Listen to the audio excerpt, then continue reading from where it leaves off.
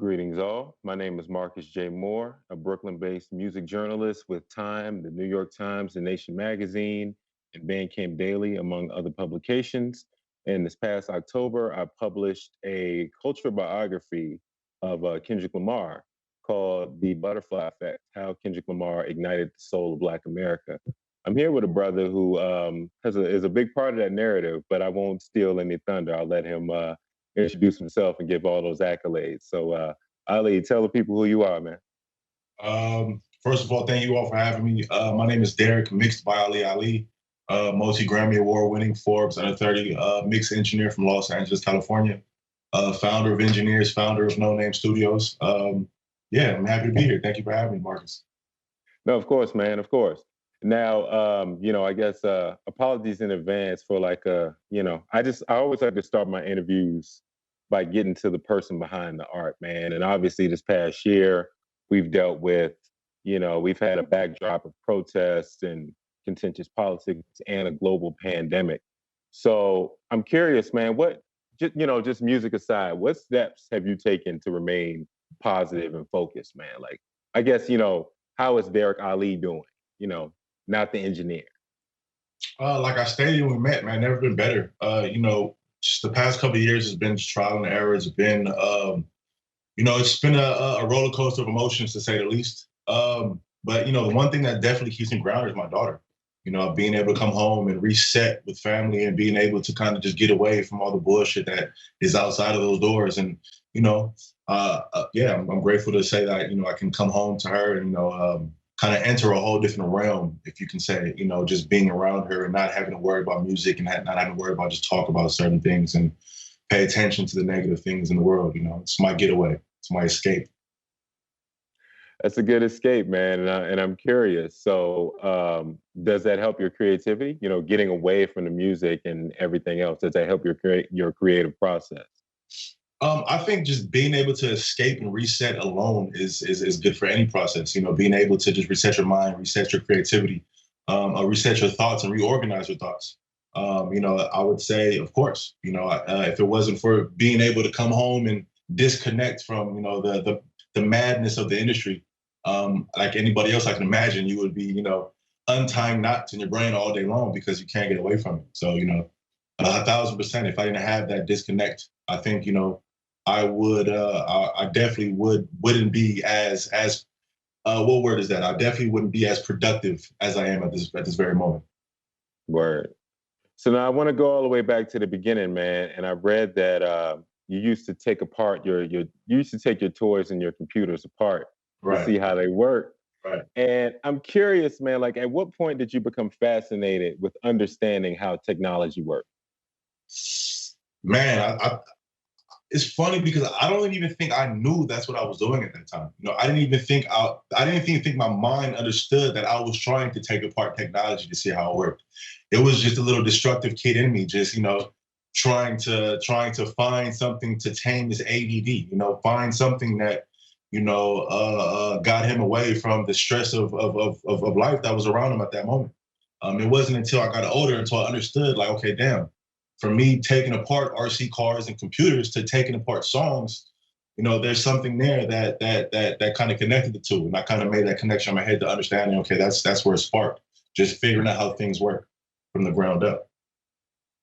And what would you say are what are the similarities then? Because like you just said, you didn't notice until years later that you saw that there were some similarities. So I'm curious, like when you look back at that now, like, what do you say are the similarities between taking apart those toys and those computers and taking apart a song, so to speak?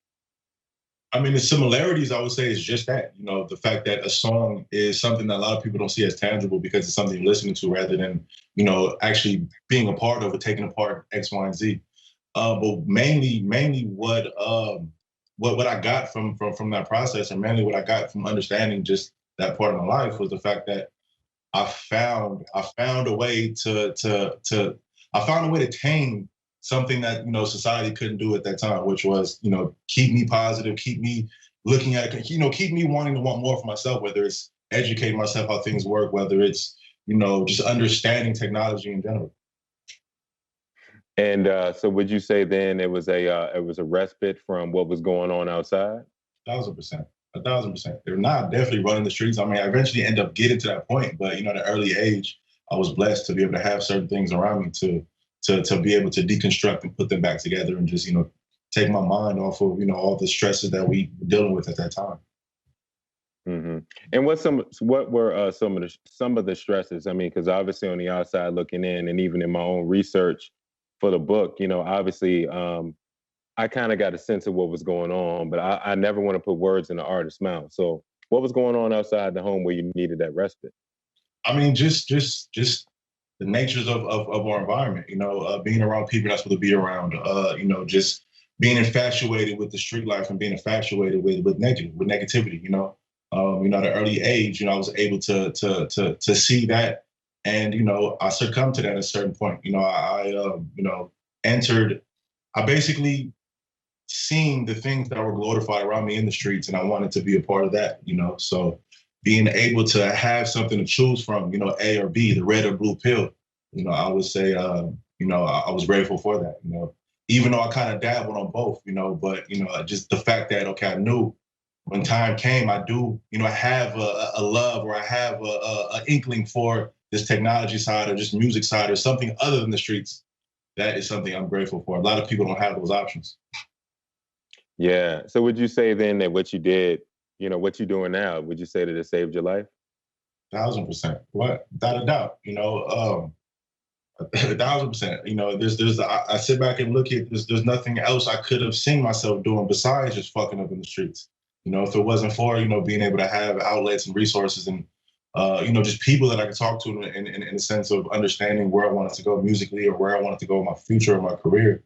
But it's all stepping stones. Like I said, it all started with the RC cars. Understanding that I could do something more if I wanted to. And then again I got sidetracked with the streets. But then when that shit got tired, when they got old, I realized, okay, let me get back to something that I had a real love for, which was taking things apart. Once I found I could do that with music, it was a green light from there. I could find two of the best things that I love, music and taking shit apart. And I could make a career out of it, which I did. And so at what point did you become equally intrigued by music? It was at a point when I started making money off of it. I'm saying? I was doing ringtones. So the whole aspect of taking songs apart, yada, yada, yada. I got to high school and from me knowing how to, deconstruct a song or record a song, I took the technology side that I also had an inkling for also, and I learned how to do ringtones. So at this time, I was maybe 16, 17 when the old Nextels and the Boost Mobiles, I don't know if you remember those, the chirp phones. Yeah. Like real hot, like in the city. So, I found other programs to download where I could hack into those phones and put actual songs on there instead of like the monophonic ringtones that people had on the regular. Homies would come over and they would record, skit ringtones. They don't answer this girl phone.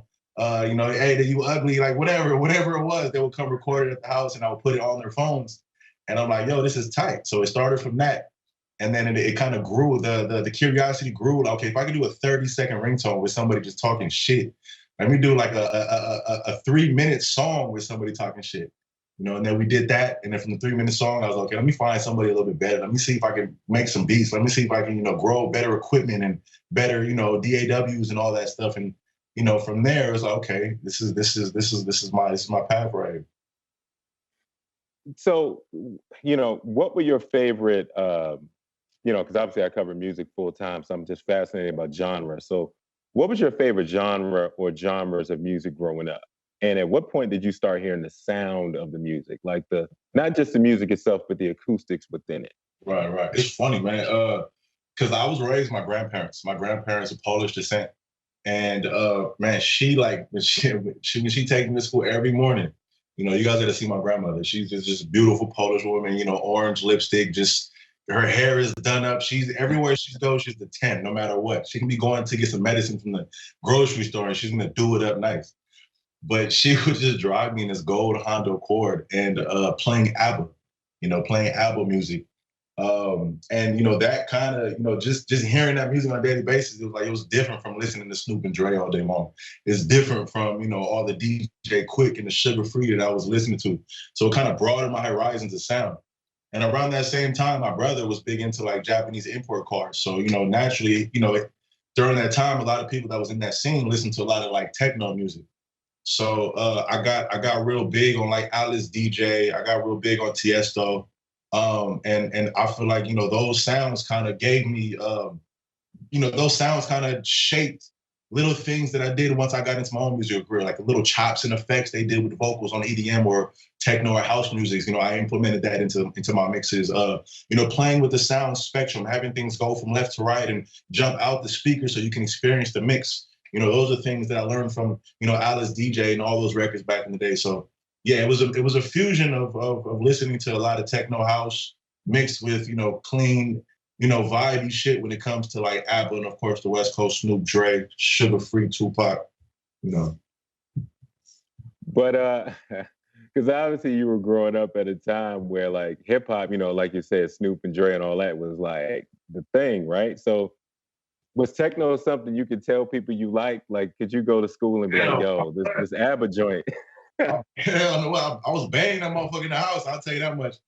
But we had ABBA on full blast at the house. But just me, like I said, I was raised by Polish grandparents. So just me being a young nigga from the hood, excuse my language, having all my homeboys just, from the set. And here I am, I'm living at home with, these white grandparents and me myself not understanding where I come from. So I was kind of embarrassed myself to even have homies come to the house because they like, yo, are you even black, nigga? Like, what's up with you? Like, what are you? You know what I'm saying? So me coming up, I didn't really understand how to even get that point across. So, there was a learning curve in every aspect of my life, even with, just the cultural differences and, just how I was raised. So, and again, apologies if this comes off like a like a Oprah question, but I'm curious, like the like being an engineer and you're getting into the sound. Would you say then that was therapeutic for you? Because like you said, there was stuff going on outside and you were still you were wrestling with your identity. Right. Was that therapeutic for you, and how so? 100%. It was more, I was, man, understanding my identity. It was, family issues going on, stuff that we all kind of deal with. And it was one way for me to really escape. It was one way for me to feel like, okay, by me creating something, I have a place, I have a purpose, and I know who I am when creating these songs rather than, in real life, I'm figuring out who I am moving forward, Mm-hmm. And now, you spoke a few minutes ago about, you were doing the ringtones, but I'm curious how you came to that as like, because other people, me included, like when you're in high school, it's like, okay, rap is the thing. I want to be a rapper. You know what I mean? How did you come to ringtones being the thing? You're like your outlet and being your identity in high school. Because it's multiple things. I would say one, it was something that I didn't have to. It was something where I hate attention. I'm not one of the guys that I want to be on the front of I want to be on the front page, or I'm not that guy. So I didn't have to be a rapper to be in everybody's face doing shows because I was frightened. I was stage frightened, crazy. So that was a plus where I can kind of thrive and build my own name and kind of grow as a business. I can grow as a person and grow creatively by being behind the scenes. That definitely was one of the things that I liked about it. Did that answer the question? I kind of forgot the second half of the question. Excuse me. No. I was saying like, how did that? I think you just answered it. Like, how did you get to that? Like, how did that become your outlet? Yeah, exactly. So that definitely was it, and also just, really just the main thing. Like, there was no other like niggas from the hood that was engineering. Besides the gurus, and people like that I looked up to. And I figured, again, I didn't have the patience to sit and learn how to make beats. I tried to write a rap, and don't even worry about it. That's never gonna happen.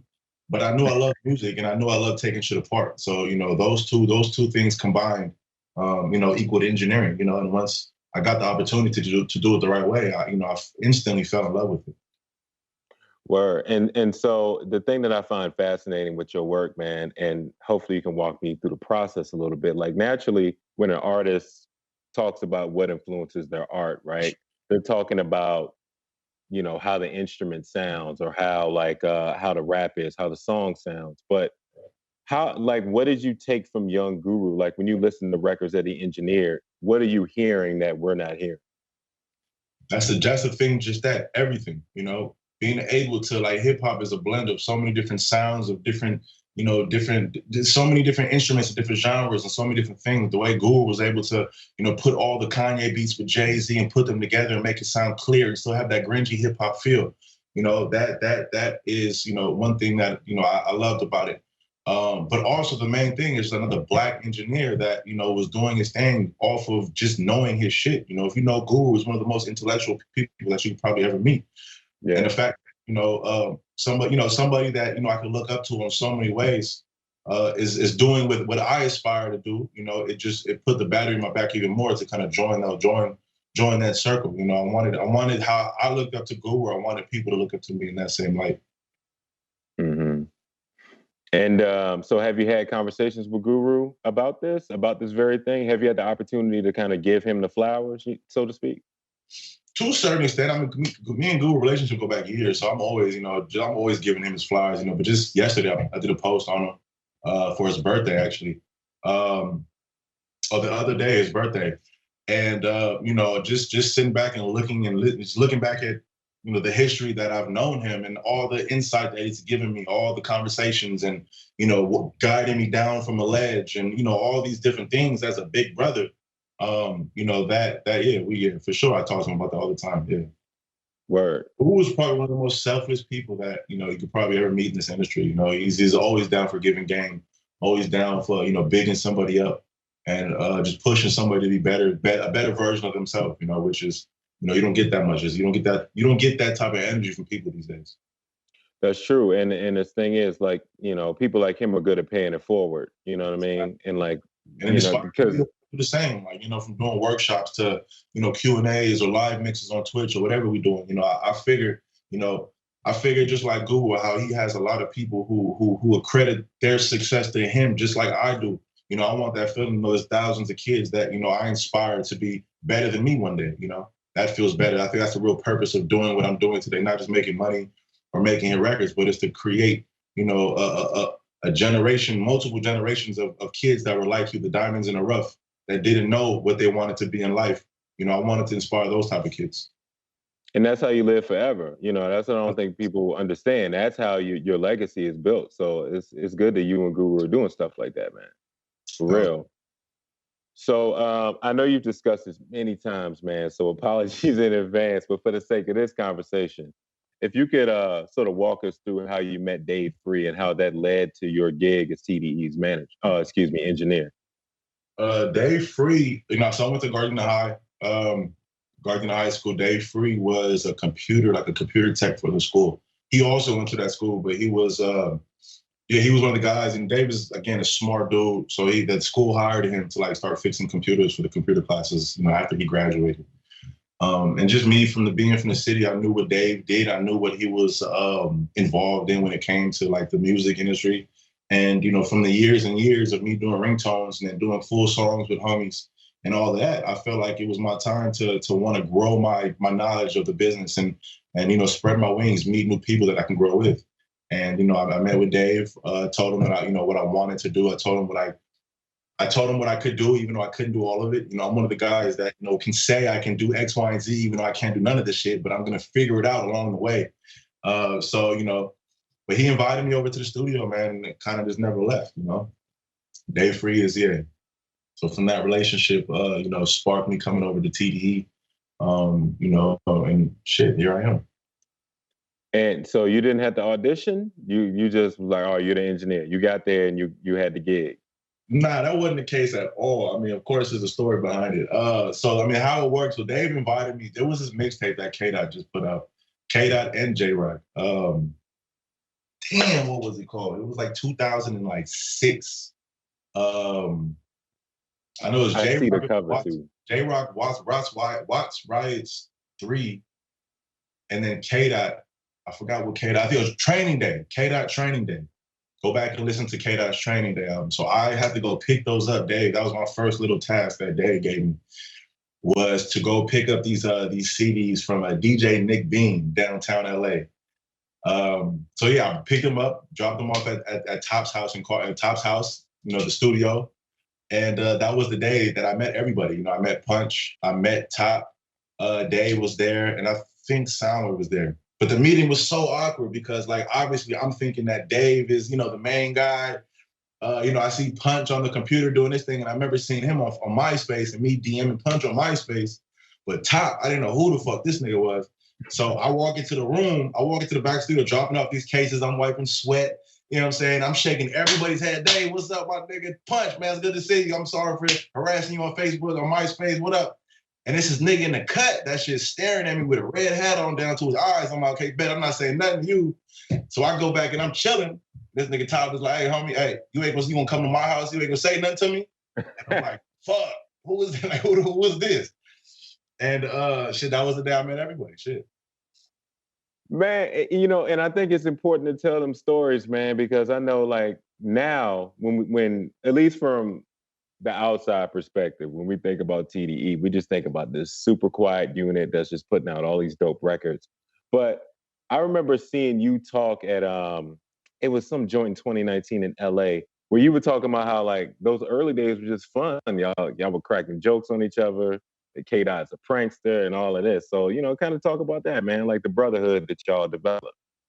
I mean, I think that whole, you know, I'm a big believer in, you know, everything's supposed to happen. Everything happens for a reason. You know, I'm a big believer in universe and, like, you know, energy and stuff like that.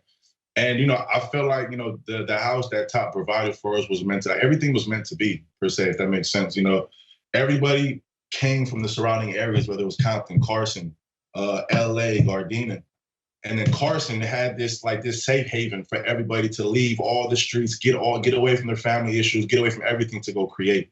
So, you know, just naturally it became, you know, just like an instant brotherhood, because it was something that we all can relate to when it comes to getting away from all the bullshit. You know what I'm saying? There was no stress on us. You know, we just had a place to kind of complete. We had a place to learn. We had a place to grow. We had a place to kind of sharpen our skills and create some type of future to ourselves through this craft. And you know, during that time, it was crazy. You know, it was all these guys who didn't know each other came together.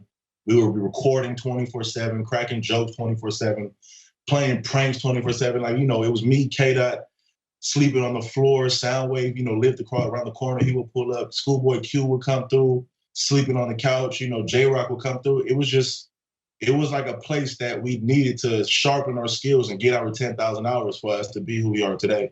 You know what I'm saying? And during that time, it was just, you know, like I said, it was a time for all of us to learn ourselves. It was like a real beat camp. It was like a real just camp in general, you know, figuring out who we were, what we wanted to do, and how we were going to get there with the guidance at Top. So, you know, those times were, you know, it was a classic timeless times. And you know, just from what I've learned, you know, through research and just, you know, being fans of you guys, like, there was no, like, breakthrough moment. It seemed like you all made it because you worked really hard, and you all were getting better with each project, and it created a snowball. Am I right in that, or is it something else? Consistency. That's one of the things that we were taught early. Stay consistent. You know, during that time, like I said, when I walked into the studio for the first time, it was Punch behind the computer, and Punch was doing all the engineering. Me coming into the scenario, I already knew I wanted to learn more because I'm recording and mixing on bullshit, you know, on Sony Acid Pro or Cool Edit Pro, or, you know, I was even recording vocals in Fruit Loops. And I'm like, yo, I'm hearing about this thing called Pro Tools. So finally I'm dropping these CDs off and I'm seeing Punch behind the boards on Pro Tools. So I'm like, cool. I need to learn what that is, because apparently these are the niggas that are doing the thing. Let me get on their level and learn what they learn, or let me learn what they're working on. So from there, you know, just Punch taught me the basics of recording on Pro Tools. You know, the hotkeys and just how Pro Tools worked. And then, you know, he wanted to step away and continue his executive role within TDE. So I kind of feel that void. So from that time, we were just recording. Like, I would be the only engineer recording K-Dot at like 9, 10 a.m. And then from, you know, maybe 3, 4 p.m., that's when Schoolboy, it was time to record. And then from maybe 8 o'clock, that's when J-Rock came in to record. And then at midnight, that's when Soul came in to come record. And then Soul worked all night. And I had maybe a few hours of rest to sleep. And then we start that thing all over again. And it became like a system to where all the artists, they're all in the room fighting against each other. They're all like battling each other, who got the best skills. And they're sharpening their scores, they're sharpening their swords and their knives together by just battling each other, you know? And then me, I'm getting better because I'm the only one recording all these motherfuckers. So, you know, it was a time where it was really training camp. It was a time that, you know, it really made all of us who we really are.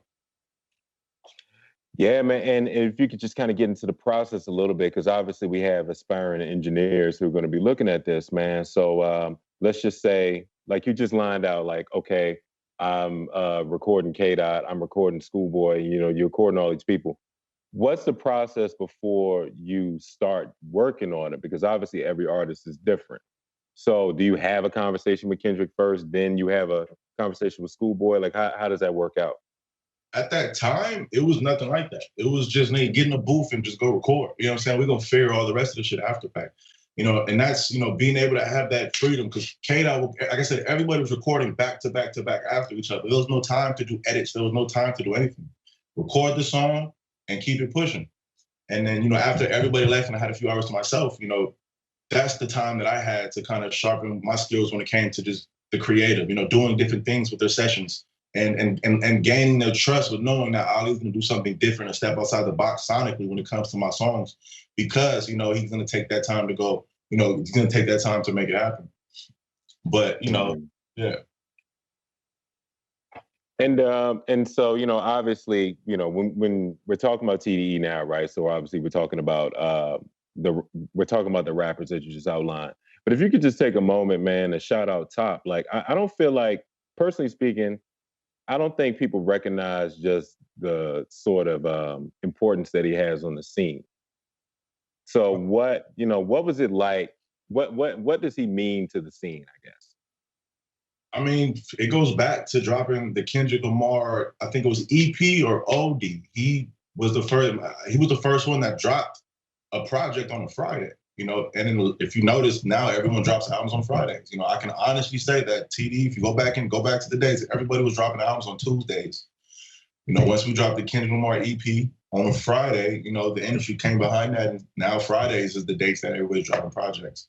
You know, that should speak volumes in itself, you know. For one, you know, and just the fact that he cultivated TDE, you know, the things that we've accomplished in a short period of time, you know, with multiple different artists, you know, it's admirable, you know. Just me personally being able to watch him, me personally becoming a businessman and starting my own business and watching how he built this thing from the ground up through community, through, you know, just hard work. You know, it's inspiring to watch that, and the fact that I'm able to see that firsthand and still have access to all of that knowledge is invaluable, you know. Yeah. And so I assume like everybody, you know, it's not just music with you guys. Like you guys still keep in touch about life and, you know, brotherhood and all that. 1,000%. Like everyone's got kids now. Like it's everyone's just grown. You know, everyone is definitely just grown. And the fact that we built this network of a brotherhood, you know, it's like a you know, it's like a fraternity. You know, anytime somebody stumbles on something, needs help on something, you can always reach out, and somebody's gonna have your back in any which way. Do y'all ever look back at those early days and you're like, man, you know, I remember the days we were like sleeping on the floor and we were just trying to figure it out. Like, do y'all still reminisce about that stuff? Yeah, 1,000%. You know, we talk about it. We laugh about the shit that we really can't talk about, you know. But, you know, of course, man, people say, you know, the glory and I want the glory, but you can't have no glory without the story. And the story is the best part of it. You know, the story is being able to look back at the grind, at the bullshit that you were dealing with, at everything, and look back and laugh at it. You know, at the times, you know, a lot of people think when they're dealing with stress, a lot of people think when they're dealing with things and it's the end of the world, that there's no light at the end of the tunnel. But if you stay, you know, you persevere past it, you push past it, when the time comes and you can look back and laugh at it, it makes those moments even more memorable. Yeah. And so now we were talking about the early days, obviously, you know, in the studio, but what were those early days like on the road, man, when y'all were like playing for like kind of semi-packed houses, maybe you were opening, like what was, kind of walk me how it was on the road as a tour DJ. Right, right. Well, first of all, I didn't even know how to DJ. So like at the time, yeah, I wasn't no DJ. Again, I was shy. Like I did not want to be in the crowd, but I figured, look, like I'm gonna wear multiple hats because that's what we have to do to get the job done. You know, I would go out and play tour manager. I would go and play security. You know, I'm 6'5", 260. You know, I'll go, and then from there, I'll go, you know, press play on the computer and go DJ. So, you know, that was a learning curve for myself also, just to be comfortable with stepping outside the box and to be comfortable with, with testing myself and be comfortable with, you know, trying new things and, you know, pushing my own personal boundaries from being a shy kid that's comfortable in a studio with just 2 or 3 people to me DJing now in front of thousands of people. But those times, like I said, it was, you know, we're all wet behind the ears traveling the world as kids. You know, one of the first tours that we've been on was a Games LAX tour. And, you know, it was about 12 of us in a 15-passenger van. And we're following Games van around. It was Nipsey was on that tour also. This is when J-Rock was performing and K-Dot was his hype man. And I was the DJ for both of them. During that time, we just followed Games LAX tour bus around the whole country. You know, and at that time, just again, majority of us never left California. Majority never left LA. So, you know, we're traveling the world, experiencing things as young dudes, 17, 18, 19 years old. And, you know, that man, it was an experience to say the least. Yeah. And now, again, I'm just speaking from a music journalist perspective, but I remember, I forget the day, but I know it was 2011. Pitchfork gave this young kid an 8.0, Section 80. And if you know anything about Pitchfork, you know they don't give 8s. Like if you see an 8, you know it's like, oh, this is a record. I got to check this joint out. So was that when that came out? Did y'all know, or when y'all were making it, did y'all know that was going to be like a joint? Man, of course. Like, you know, I remember when we were done working on the project, Soundwave had this old ass Range Rover. We would just drive around, listen to the mixes.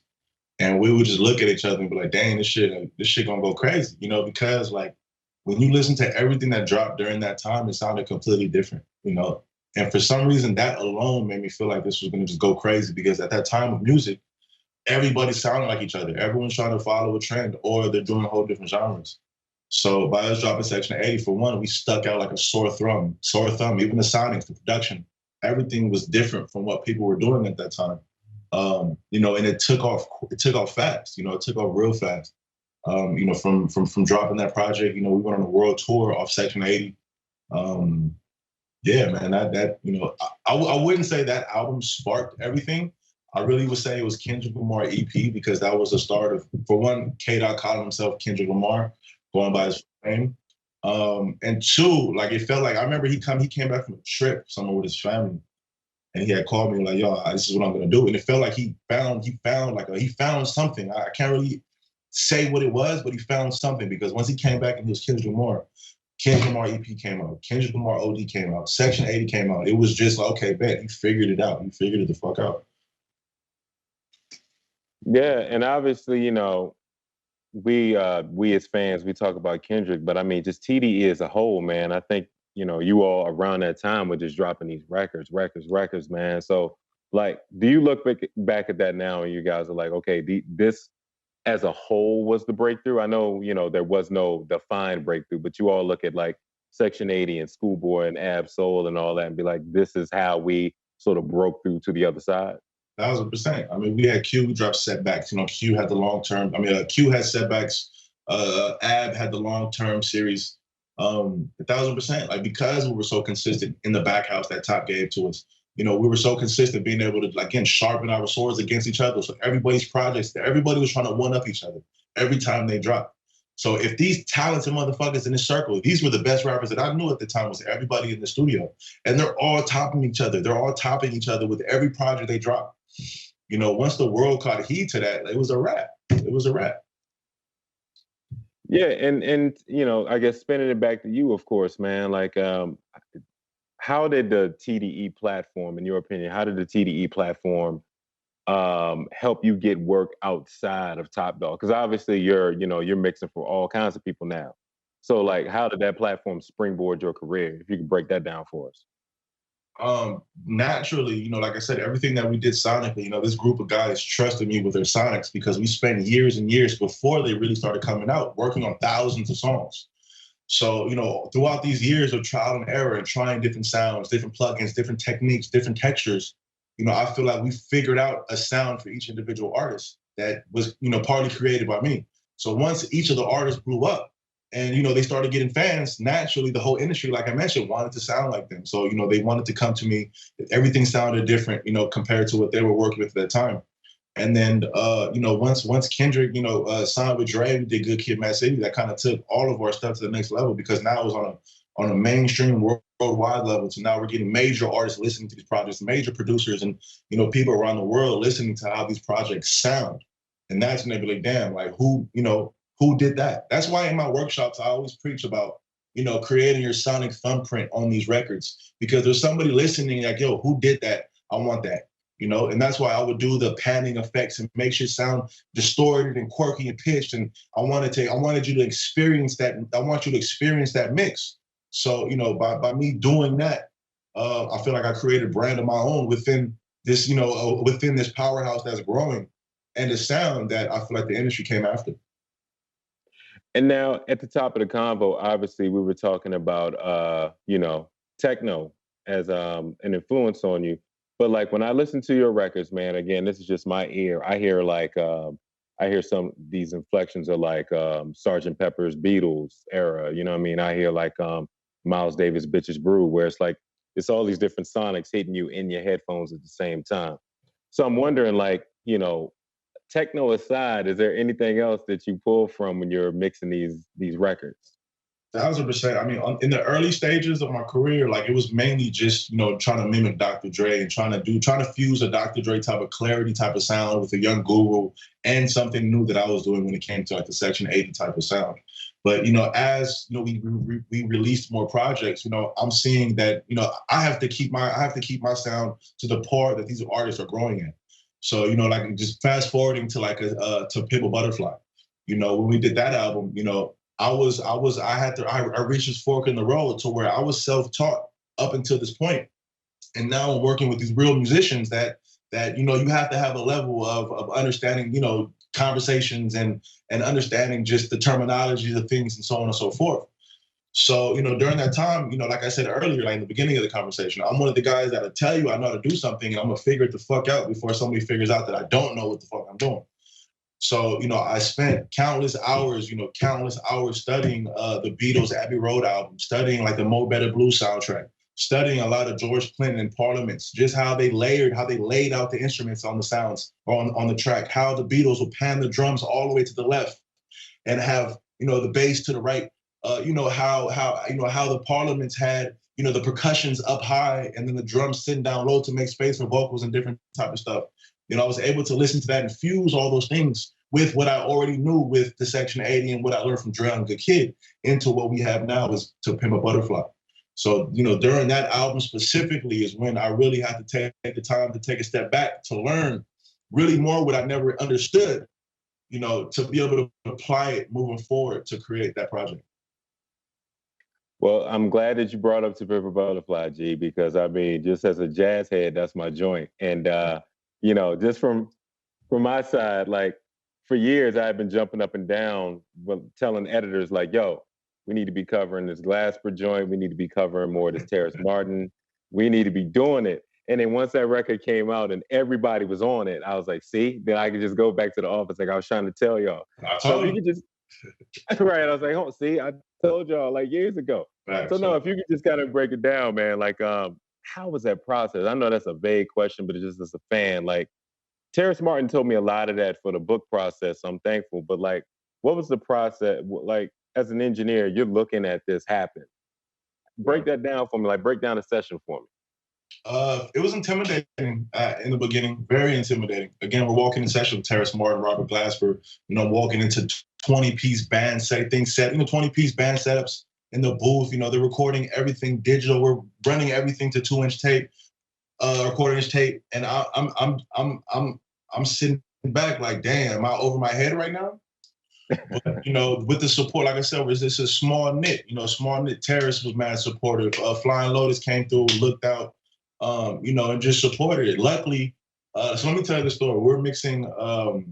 This is the first song on the album that we started mixing was Wesley's Theory, and I talk about the story a lot because this is like how the whole shit started with me. Basically, there was 200 plus tracks in that session produced by Flying Lotus. A lot of live elements and a lot of recorded elements. I was mixing. It was at least 60 tracks for the drums alone.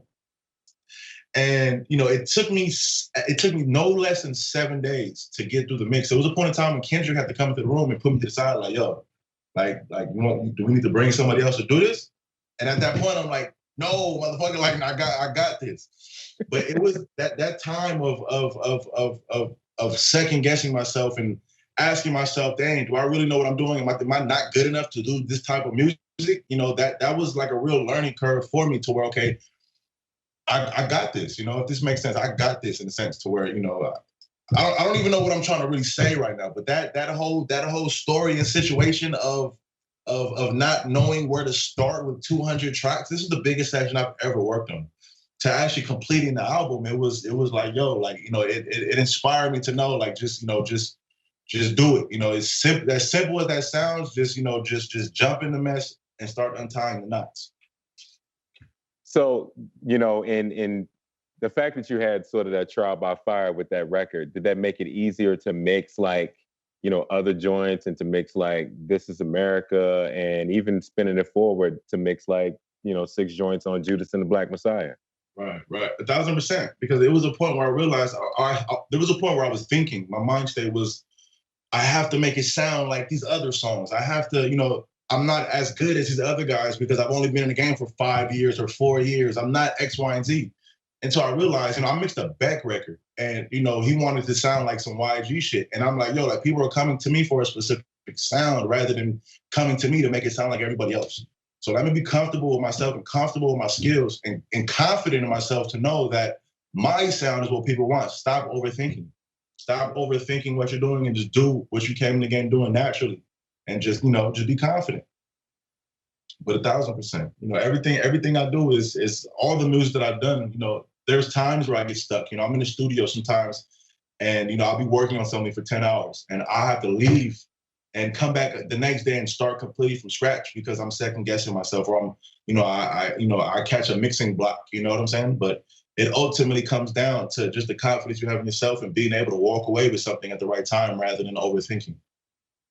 Bro, I think that's that creative brain because I know I deal with the same thing. I'm on book number 2 right now and I'll be like, man, like this joint is going to be garbage. But then I come back and it's like, oh, wait, all right, okay, I know what I'm doing. I've done this before, that's cool. It comes out and everybody loves it, but okay, bet. Like, I can slap myself real quick. So yeah, man. So I guess then if you can sort of talk to me now about engineers, man, like break down why it was so important to, we were talking earlier about the legacy and the paying it forward. Right. How does engineers do that? So engineers essentially, like I mentioned, like I mentioned to you, engineers. I'm sorry, I got hung up real quick. Engineers essentially, it was always an idea of mine to give back. Like I mentioned, me coming in the game early, I didn't have too many people that kind of showed love. I didn't have too many people that, just gave me a lending hand or trying to, big homie, there was no way I could call big homie besides a guru. And, he's up here where I can't call this nigga 24/7 to ask him questions. So, I always told myself when it comes to a point to where I could be that person to pull those diamonds in the rough like myself out of the mud a little quicker than I did. I feel like that's a big thing to me. I have purpose. Like I said, I'm building that community. So I felt like in my career a couple of years back where I felt, okay, I've reached a dope point where, now it's time to kind of build this community and start giving back the information that I learned over these years to the people that were once like me that once and craved that information. So we started with just a simple Instagram where, I would give, mixing tips, mixing techniques, inspirational quotes, so on and so forth. And we've seen the community grow fast. My partner, Dan Maynard, and I, we talk all the time about how fast it was growing. And, we started getting comments about, yo, like, this is dope.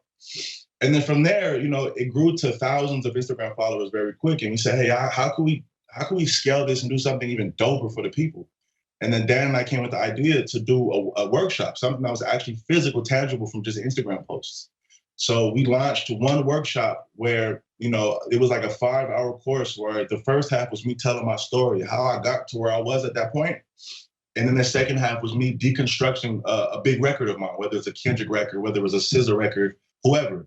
And, in the middle of that, we did those workshops and then all the recap, like the recap videos from the workshop, we would post them online. to our community, and they would go crazy for them. You know, we started getting people flooded from all over the world.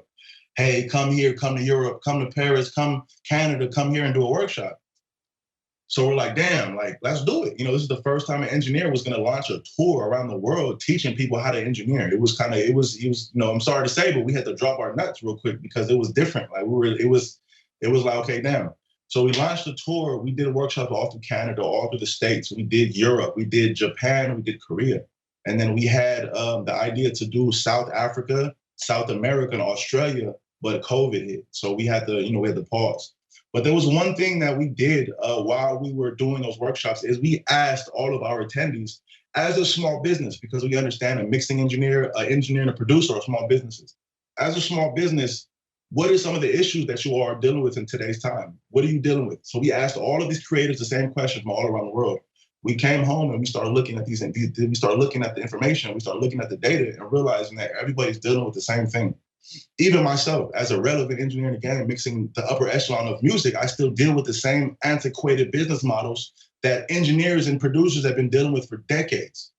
So, you know, at that point, we realized we could build something bigger than just Instagram or just a workshop. So we decided to build a platform. And at that point, we went through the trial and error of finding a CTO. We found somebody that we could bring on board, Luke Soren, who built out the platform, which is live now. And pushing forward from there. So essentially from the Instagram posts, from the workshops, from the R&D we got from the workshops, we created a platform which, you know, engineers provide to music professionals with the tools to streamline and operate their business via end-to-end business management solutions. So when it comes to payments, when it comes to file transfers, when it comes to scheduling, when it comes to communications between the A&Rs, artists, or whoever you're working with, we want to streamline that so the engineer, the producer can spend more time working than dealing with that business and slowing up their time. You know, so we've been live for about 5 weeks now. Engineers.com is doing amazing. You know, we have over 1,700 users. And we're growing on a daily basis. And we got a lot of big news coming about the platform very soon that we can't talk about just yet. But essentially, that is what engineers is at this point. You know, we want to disrupt the music industry for the first time, from the first time ever for engineers, and then scale it up to other music professionals when it comes to producers, songwriters, or whatever. No, I can tell you, you know, just personally speaking, that I'm currently in Nairobi, Kenya, and I know that there's there'd be a big need for that here for sure. Exactly. So that sounds super dope. I was talking to a good friend of mine, David Senga. You know, I met him when we did a show in Boston. He was a student at MIT as a Kendrick fan. He came to a show, we kind of just hit it off. Years later, he tells me he's the creative innovation officer for the Sierra Leone government. So, you know, I pitched him the idea of engineers, and he's talking to, you know, the royalty people out there where, you know, it'll be dope to create initiatives to where we can launch a music school in different parts of Africa or the world, train these people how to become mixing engineers. And then from there, because of the platform, they can make money and bring money to their country and to their home by mixing records of artists from around the world. You know, so there's bigger things that we want to do when it comes to this platform. And, you know, this is just the beginning to what we're building. Okay. And now, obviously, you know, you're still building your legacy. You know, you got engineers, you're doing your thing, man. And I don't say that as a cliche. Like, I really, as a person who wrote a book that's celebrating TDE, I mean it. Thank you, man. So, of course, man. And I'm curious though, like, and I'm sure you've been asked this too.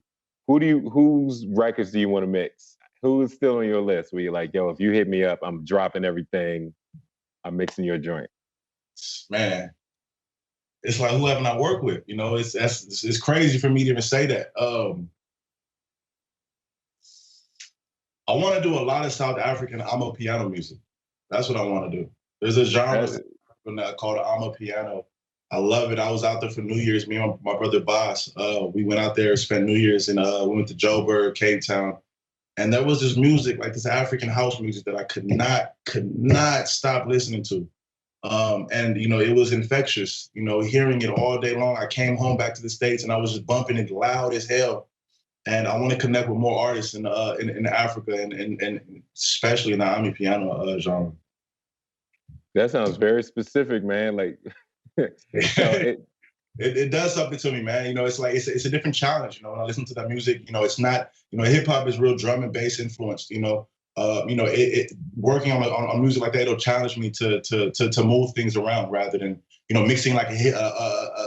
Rather than mixing a song like a generic hip hop record with its drum, bass, and snare, it's more 808 and percussion and vocals in those records. So it'll challenge me in a way that I feel personally I haven't been challenged sonically in a while.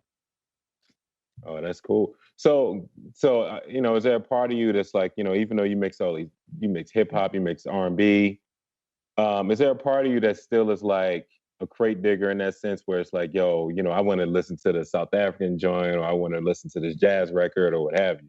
Like, do you want to mix that kind of stuff? Explain that question one more time. I'm sorry.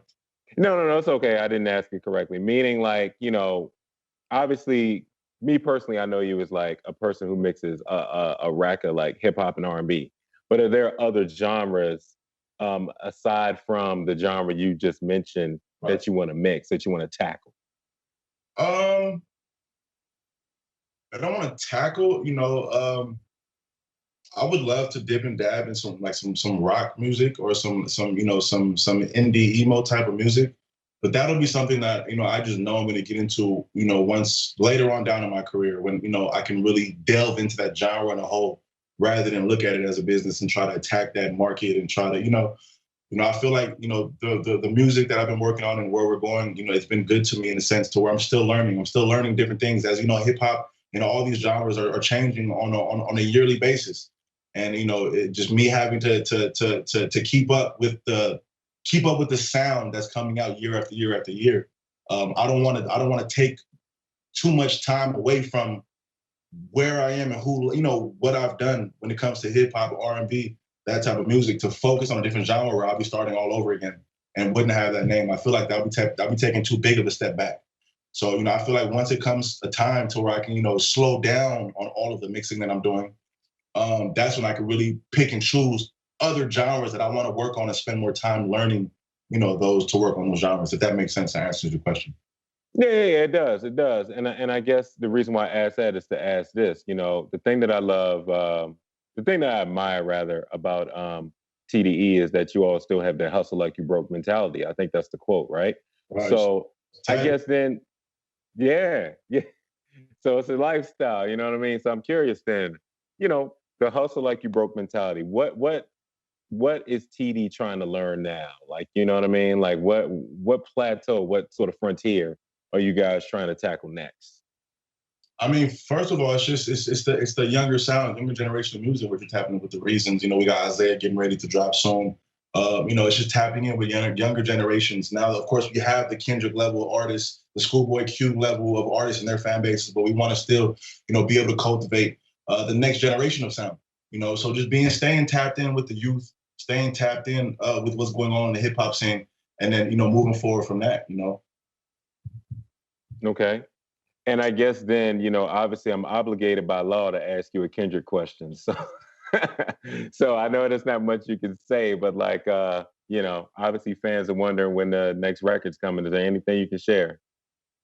I mean, it's coming. It's coming. When it comes, it's gonna blow everybody's top, but it's coming for sure.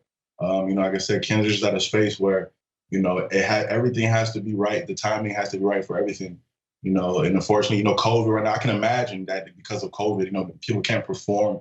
Kendrick is a big performer, he loves to go out there in front of arenas of people now and do his thing. So, just dropping an album and not being able to perform, I can imagine as the type of person that he is, he's robbing the fans. So, when the time is right, I can imagine, something will be out that, is going to do what it always has done. No, that's fair. That's fair. And now, obviously, man, again, thank you so much for the time. I really appreciate it. I know we're coming up on the time here. And so I want to take it back to you personally, because I always like to get to the human behind the art, man. So I'm curious, you've been in the game for a while. Obviously, you're still learning. But what have you learned about yourself? Like, if you could sort of unpack your evolution from beginning to now, when you sit in your private moments and you're thinking about your career, what have you learned about yourself? Mainly patience. I learned to have patience. Early on in my career, I wanted so much so soon, and then once I got it, I wasn't ready for it. So that, I reached a part of my career at a certain point around 2016, 2017, to where I was kind of losing my mind, in a sense, to where I was doing too much. I wanted too much. I wanted to do too much. And I was doing fairly a lot too much. So at that, at that time, you kind of get to a point to where you almost reach rock bottom and you have nowhere else to go but forward, and you kind of start relearning, what it takes for you to sustain what you currently have, if that makes sense. So one of the biggest things was patience. One of the biggest things is self-love. I spent so many years being an engineer and being there for all of the artists, and I wasn't there for myself.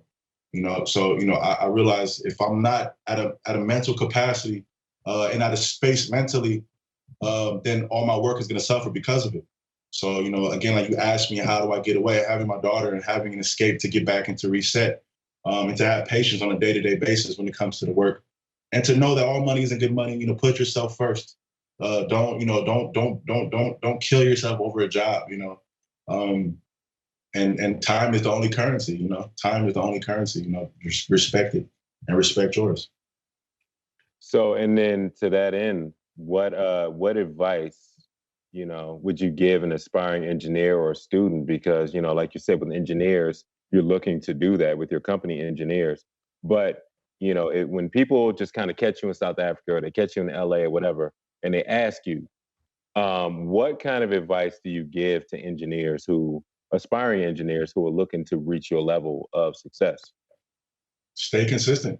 This is not a get rich quick scheme. Engineering, I would say, is one of the toughest industries to kind of embark into when it comes to the music industry.